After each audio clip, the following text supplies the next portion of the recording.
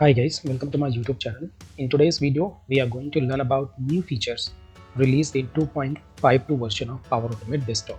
So please watch this video till the end so that you can understand it completely.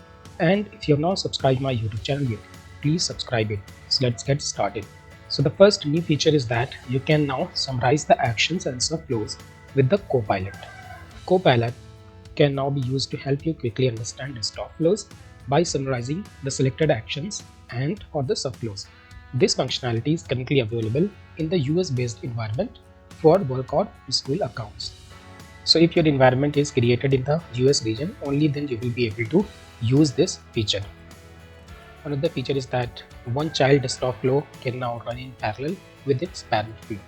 In the run desktop flow action, a new toggle property is now available that allows the concurrent run of the child desktop flow in parallel with its parent flow that invoked it on the same machine.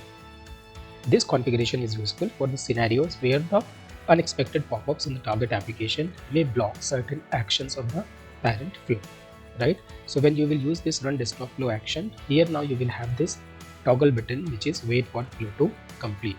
You can enable or disable this option as per your automation's requirement. A desktop flow can now be configured to run in parallel with the desktop flow that invoked it, right?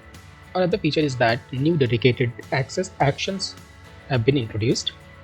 A new group of dedicated access actions is now available out of the box, which will permit the use of direct access operations, right?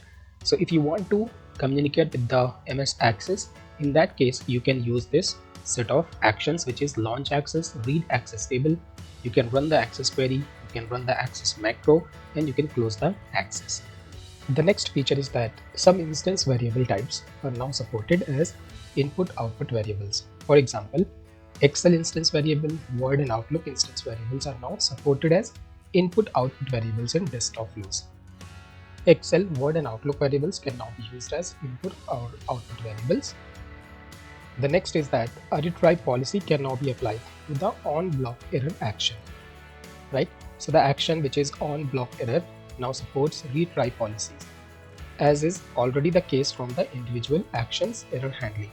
If a retry policy is set and an error occurs, retry will take place from the beginning of the block, right? So these are the new features which have been introduced in the new version of Power Automate Desktop, which is 2.52. If you like this video, please click on the like button and please subscribe my YouTube channel. And if you have any question, please post it in the comments section. Thank you for watching. Have a great day.